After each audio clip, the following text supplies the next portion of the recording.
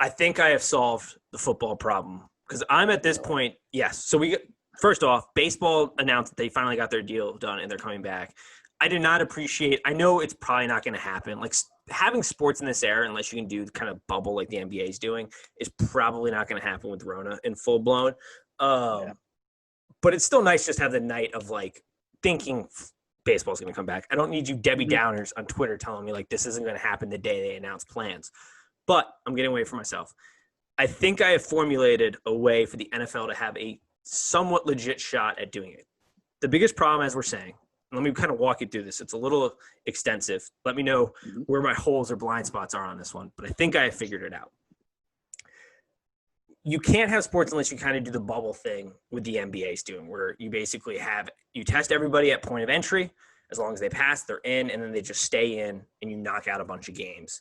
And that way, you're really decreasing because there's just not a risk of exposure unless you're letting people in without testing them.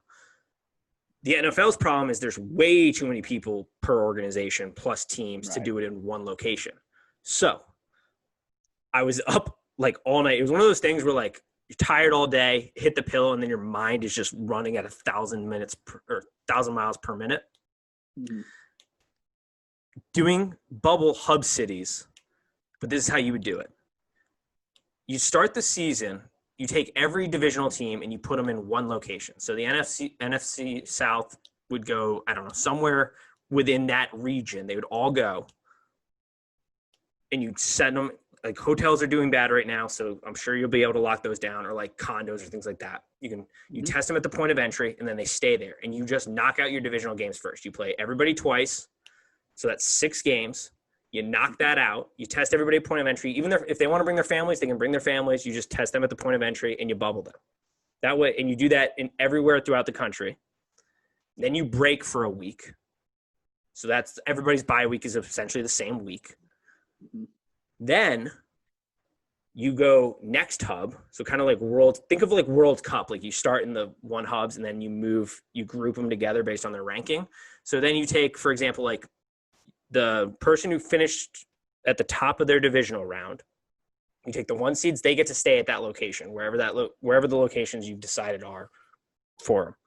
And then you just fill in the bucket, like the 2 team from the NFC North plays again or is in the bracket with the 1 seed from the NFC South. The 3 seed from the NFC West is in that bracket. And you just kind of do it for all 4. Then you play everybody twice again, because this is also limiting travel. Yeah, it kind of sucks, but you just play them all twice again. Now we have 12 games. Now you can end the season at 12, but if you want to get more of like 15, you basically just re-rank it again, and then you have everybody play once, and that's a 15-game season.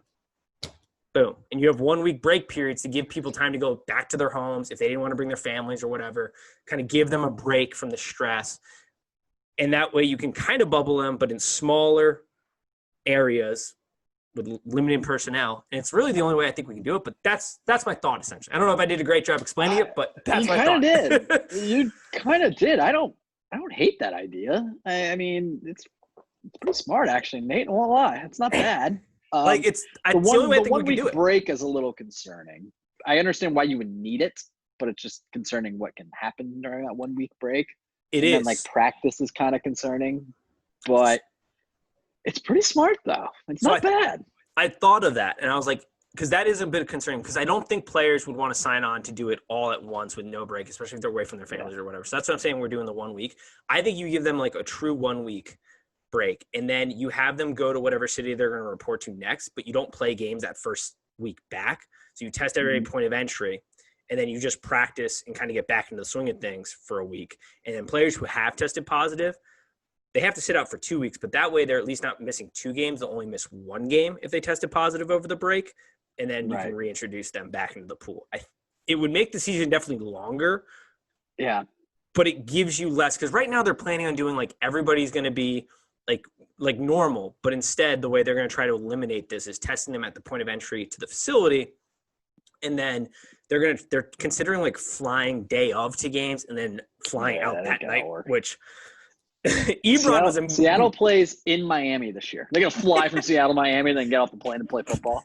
It's not possible. You have to do these. I think you have to do these hub cities. Like, I think that's the only way you're going to be able to do it, and just bubble the teams, but give them breaks, spread out.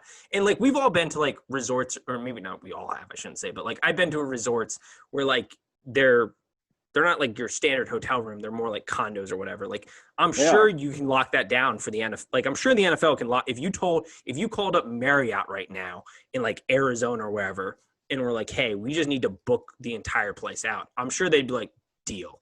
Because I can't imagine, maybe not all the places, but I got to imagine there's some space available for this to happen. I mean, I don't hate the idea. It's different.